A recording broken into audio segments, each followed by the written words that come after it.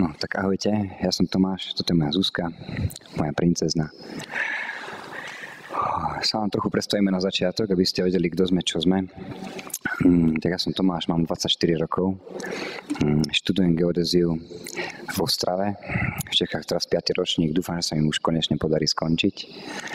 A pochádzam z 5 detí, bývam v Klačoch. A toto je moja Zuzka. Tak meno už viete. Ja som z Levoče, možno to budete počuť aj na prízvuku východňarskom. A tiež pochádzam z 5 detí, mám 21 rokov a študujem liečebnú pedagogiku, teraz končím bakalára, tiež verím, že skončím. A toto je môj princ.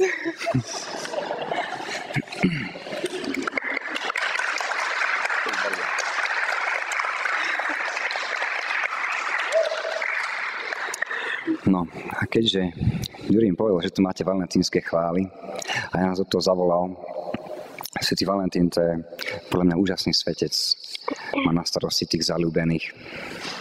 A zaľúbenosť je skvelá vec, pretože ja si myslím a verím tomu, že to je niečo, čo Boh stvoril preto, aby nás učil tomu, ako on nás túži vidieť. Budeme to hovoriť, je toto ináč pre nás premiéra, nikdy sme ešte spolu nehovorili, takže nám odpustíte chybičky. Ja som v mojom živote, keď som nekráčal s Pánom, tak som žil takým životom, že som mal záľubu v alkohole, v dievčatách, v diskotékach a ja som si myslel, že to je niečo, kde som dobrý. Niečo, kde som mal svoje miesto a chcel som vždy byť ten v stredobode, mať kolo seba dievčatá a ja som cítil, že to je naplnením môjho srdca. Potom jedného dňa som sa tak pozrel za sebou a to, čo za mnou ostávalo, veľa zlomených dievčanských srdc. A hovorím si, že fúha, Tomáš, toto je ono. Som sa dostal do okolností na také jedno stretnutie evangelizačné, kde som išiel znova kvôli dievčatám. A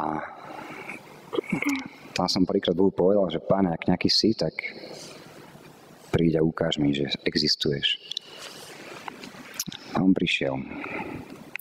Tak som potom začal hľadať Pána. A ako som začal hľadať Pána, tak ten môj ženský problém ešte stále zostal. Lebo ja som si myslel, že v mojom srdci majú miesto všetky dievčatá. A strašne som potom všetkých chcel zase privázať k Bohu, všetky ľúbiť. A to nebolo správne. A raz tak som mal tiež jedno dievča. Som v škole, keď som v Žiline študoval, mal som rok voľno potom, lebo som si to natiahol, lebo som nezvládol nejaké skúšky. A dostal som sa na jedno také miesto, volá sa Vážec a tam som tak sa snažil hľadať Pána viac.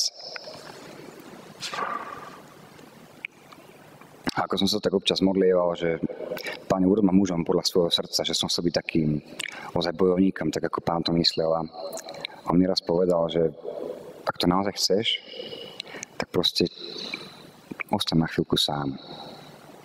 A ja som mal vtedy dievča, vzťah rozbehnutý a kúkam, že fúha. Ale tá túžba v mojom srdci patriť mu viac a poznať ho bola väčšia, tak som to nejak ukončil. Keď to poviem z môjho pohľadu, myslím si, že to zbabelo. A potom som začal hľadať Pána. A on začal ku mne hovoriť. A ja som bol šťastný. Mal som chvíľky, že bol som iba ja a Boh a dievčatá som zrazu nepotreboval. To bol taký čas, prepojím to teraz trošku z Bibliou v knihe Genesis, keď sa pozrieme na stvorenie sveta, tak Boh prvého stvoril Adama. Predtým stvoril všetko to stvorenie. A Adam bol ten, ktorý bol vťahnutý a pozvaný, aby ich pomenoval.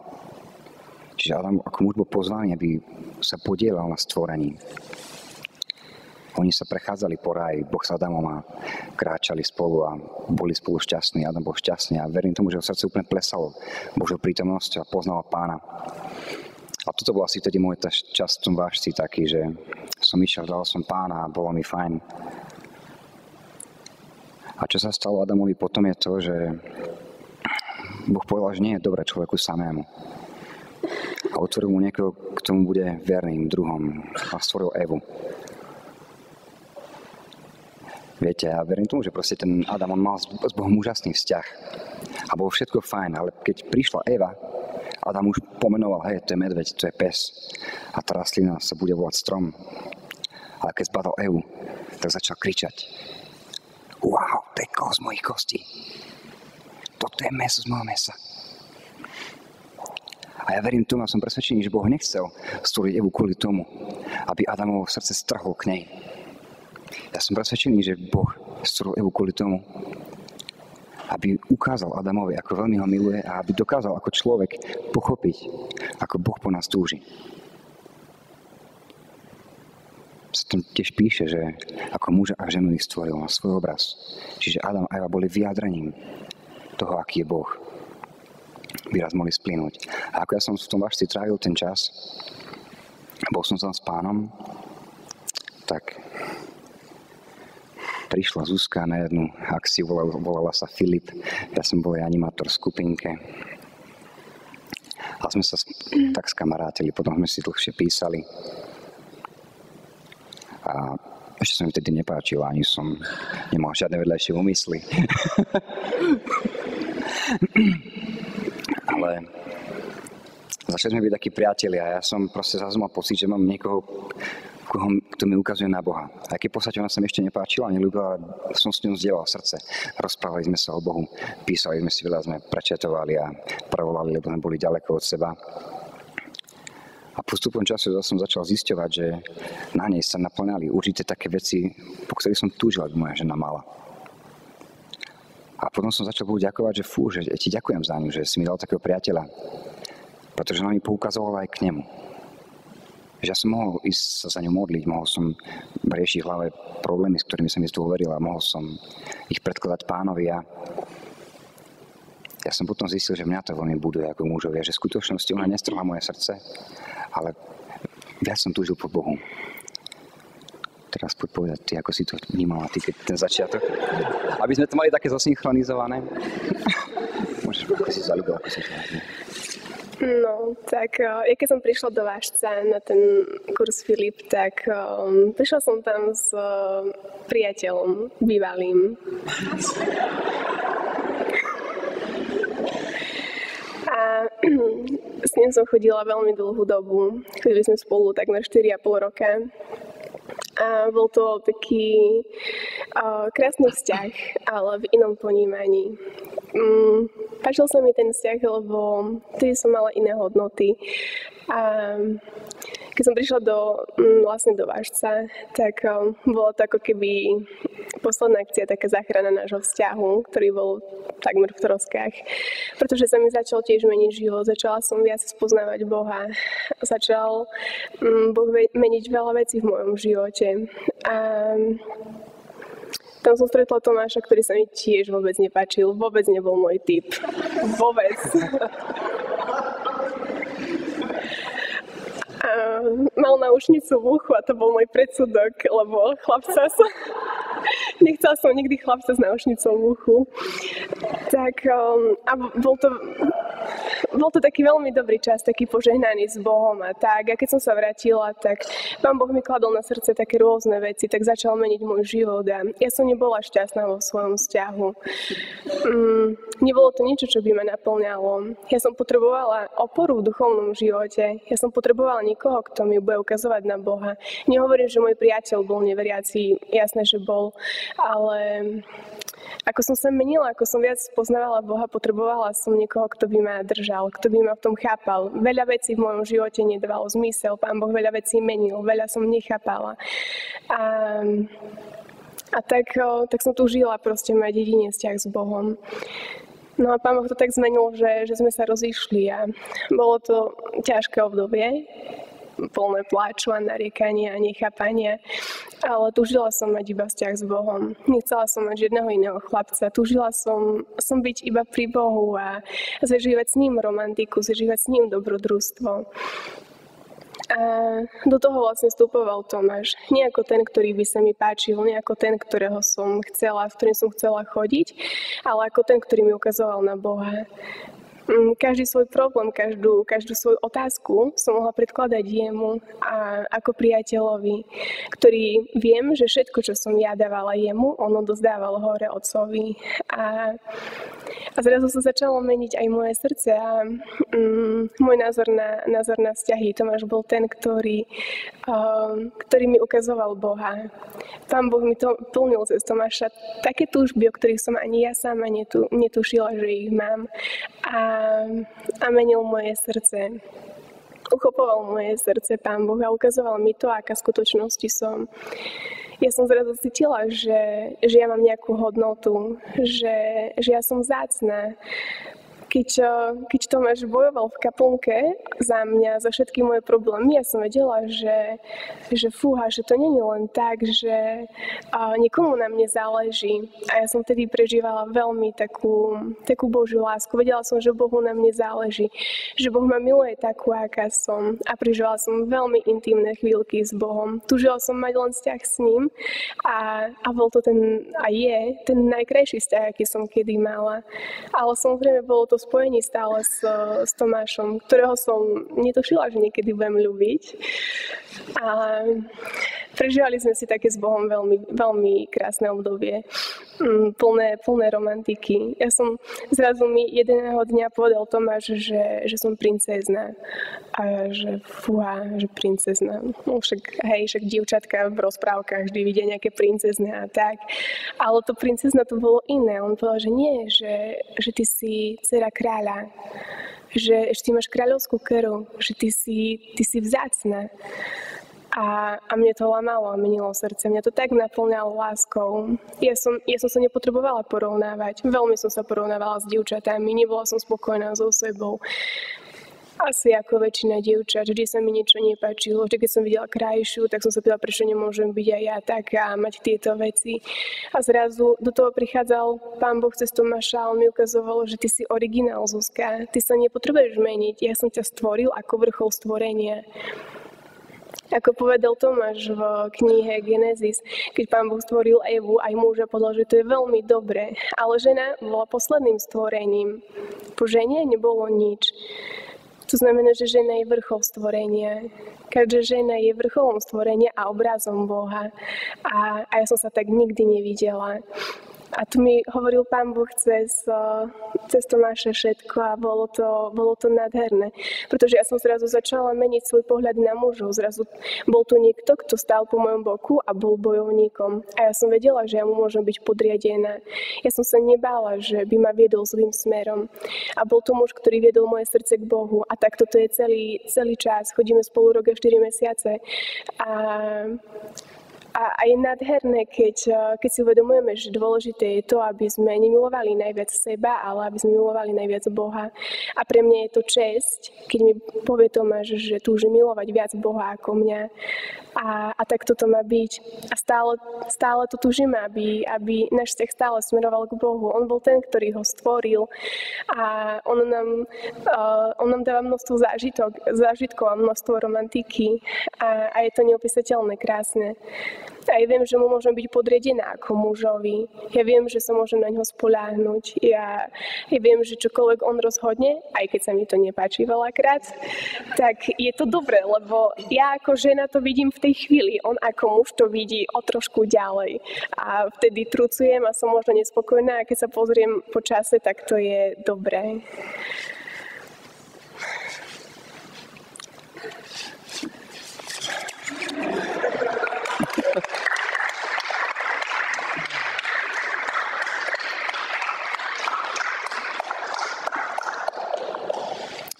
Ja sa vrátim ešte k trochu tej mužskej bojovnosti a ku takej kliatbe pasivity, ktorú ja som celý môj život predtým žil. Keď sa znova vrátime do Genesis a toho, čo sa stalo, potom ako Adam zakričal, wow, to je kosť. Totižto Boh povedal Adamovi, z ktorého stromu jesť nemá, nie Eve. A Adam mal byť ten, ku ktorému ona bola poslaná, aby on uchvátila jeho srdce. A keď prišli k stromu, veľa ľudí tak povie, že to pokazila Eva, lebo išla vzala jablko a jedla, nie? Ale čo je horšie, že Adam tam stal a vôbec nič neurobil. Ostal pasívny. A čo je horšie, potom išiel a sa skryl. Potom Boh ide a hovorí: Adam, kde si? Čo si to urobil? A nezlal som výčitky, ale zlal som plný smútku. Kde si, Adam? Kde si stál? Teba som predurčil, aby si vládol. To je to, čo urobil nepriateľ. Hád, ktorý vstúpil do toho všetkého a chcel nás zmiasť. Kvôli tomuto musel tiež prísť Ježiš Kristus na tento svet ako nový Adam. V Kristovi sme novým stvorením a preto my muži potrebujeme prejsť takým prerodením sa zmýšľania Ježiša, aby sme my dokázali ísť a milovať ženy ako Kristus miluje cirkev. Tak to píše Pavol. Najprv takéto, čo dievčatá nemajú radi, že ženy podriadite sa mužom vo všetkom, ale potom to je ďalej. Ale muži, vy milujte svoje ženy ako Kristus, že iba seba samého vydal za ňu. Tým sa nadviazať na to podriadzovanie, že ja verím tomu, že byť podriadenou pre ženu je požehnaním. Pretože ona má vtedy dvojité krytie, tak ako autoritu od Pána, tak ešte aj od muža, pretože on chce za ňu bojovať. Veď kvôli ženám sa vedli vojny. Viete, a keď som tedy bol v tom vážci, tak ja som mal také chvíle, že som chcel to zbaliť alebo proste nechať to tak. A vlastne z všetkých vzťahov predtým ja som vždy ušiel. A bol som ten pasívny. A ako začal hovoriť môjmu srdcu, tak chcel som byť ten nový, byť ten bojovník. A ono to niekedy bolo také zvláštne, že ja som v kaplnke, ako Zuzka povedala, bojoval, ale ja som tam o polnoci kričal, zjapal a volal som na Boha, že čo toto je? Kvôli Zuzke. Čo sa ale stalo, bolo to, že Boh mne začal budovať moje srdce znova a na novo. A že celý ten čas, keď ja som o ňu bojoval, keď som sa modlil, aj keď sa mi ešte nepáčila, proste robil som to pre niečo, lebo ja som sa začal cítiť, že žijem to, prečo som bol stvorený. Že žijem v tom Adamovi, ktorý ide a bojuje. Ktorý je z stromu stiahne ruku a povie, že to jablko ti chutiť nebude. Aj keď vie, že ona možno chutnať má. Ale on ľúbia, vie, aký by mohol byť dôsledok.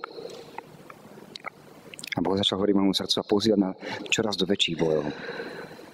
A na to posilnilo alebo vspieralo a mal som pocit, že žiarím. Potom sa to prerodilo do toho, že sa mi zapáčila. A potom som začal bojovať ešte viac. Ale nie preto, aby som si ju získal, ale preto, aby som jej ukázal na Pána, aby ona našla v ňom pravdu. Aby som bol ten, ktorý ju tam pritiahne. Čo sa stalo tým všetkým, že je podľa mňa to, že Boh najprv potreboval nemať samého, tak ako bol najprv s Adamom v raji. Oni sa kráčali a spoznávali. Možno to malo ešte možno o chvíľu počkať, ale ja som s ním bol a uzrel moje srdce a preto ja som mohol potom pochopiť a prijať ju. Môj vzťah kedykoľvek predtým bol opačný práve v tom, že ja som išiel a ja som hľadal dievča. Túžil som byť milovaný, túžil som mať frajerku, hej, sa s ňou ukázať. Ale nebolo to to, čo hýbalo mojim srdcom, to, čo ho naplňalo. Pretože naše srdce môže naplniť len Boh. On pozná túžby nášho srdca. A ako náhle som to všetko zhodil a túžil som byť jeho, tak potom prišla Zuzka.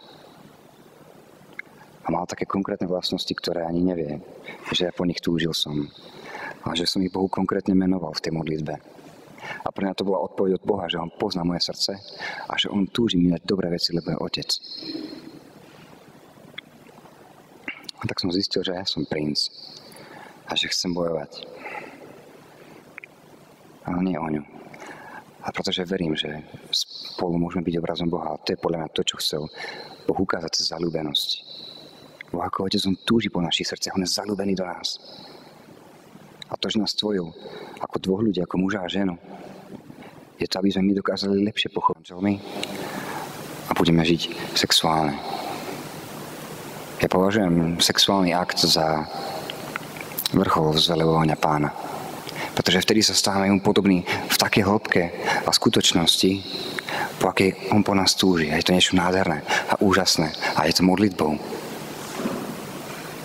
A ja verím, že keď si ju raz zoberiem, tak ona mi pomôže poznať Pána novým spôsobom. Aj keď snívam, že budem môcť kúpovať možno perly a drahé autá, ale aj keď to nebude, ja verím, že pochopím Boha úplne na novo, tak ako som to pochopil, keď vzťah začal a tak ako som pochopil, keď som bol sám. Môžeš ty teraz povedať, ako si to ty vnímala ten čas? To je tá podriadenosť. No... Ja som to už vlastne povedala, že tým, že Tomáš bojoval, tak ja som o tom nevedela. Nevedela som o tom, že čo sa deje v kaplnke. On mi o tých bojoch nehovoril, čo bolo dobré, ale mne to budovalo moju identitu. Budovalo mi to, že nikomu na mne záleží. Naozaj, tak skutočne.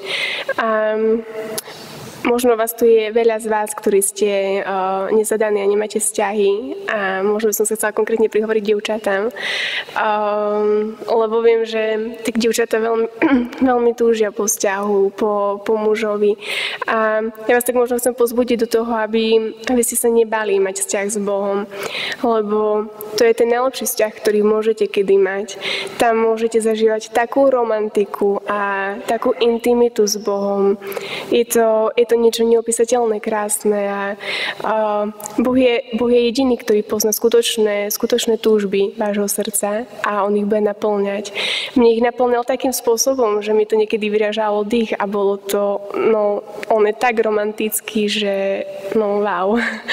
A preto sa nebojte naozaj hľadať najprv Boha a byť s ním a ja viem, že možno tak veľa z vás túži po vzťahu a verím, že to bude, lebo myslím si, že každá žena je učená pre vzťah. Či už je to s manželom ako s iným mužom alebo s manželom ako so ženichom, s Bohom.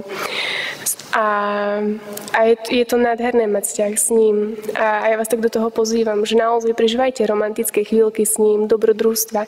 Otvárajte mu svoje srdíčka a tie tajné veci, ktoré si skrývate, ktoré máte a ktoré možno chcete niekedy zdieľať so svojím mužom. Ale najprv ich otvorte Bohu a dovolte mu poznať vaše srdce a dovolte mu, aby vám ukazoval to, aké ste krásne, aké ste jemné, aké ste nežné, aké ste princezné. Dovolte mu ukázať vám, že naozaj ste princezné, že ste kráľovské dcery a žije vo vás krv kráľa. A choďte proste s autoritou a s identitou, že naozaj máte dobrého kráľa, máte dobrého otca. Ja som Boha spoznala v tom takom čase, keď Tomáš o mne bojoval aj ako otca, ako verného priateľa, s ktorým som mohla zdieľať naozaj všetky svoje pocity, slzy, smiech. Mohla som pred ním tancovať a jemu to bolo jedno, že či idem falošne alebo nie a spievať a bolo to úžasné, pretože on sa smial, on sa tešil a bolo to krásne. Buďte slobodné pred ním, pred svojim otcom, kráľom a nechajte, nech on vás buduje a majte s ním vzťah romantický a plný dobrodružstva.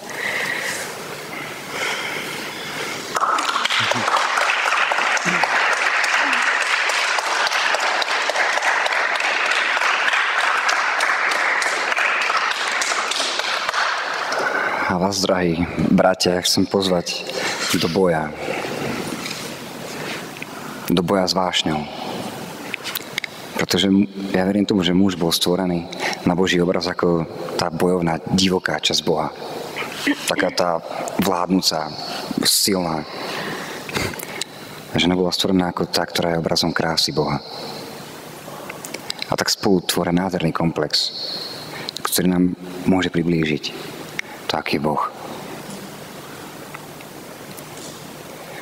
Muži, poďte hľadať nielen v ženách, vo svojich srdciach to, čo tam zasial Pán. Poďte hľadať vášeň, ktorá bude hýbať vaše srdcia a raz bude hýbať vašimi manželkami alebo partnerkami, možno aj sestrami alebo mamami, pretože budú vidieť, že ste muži s vášňou. Zvláštne pre svojho kráľa.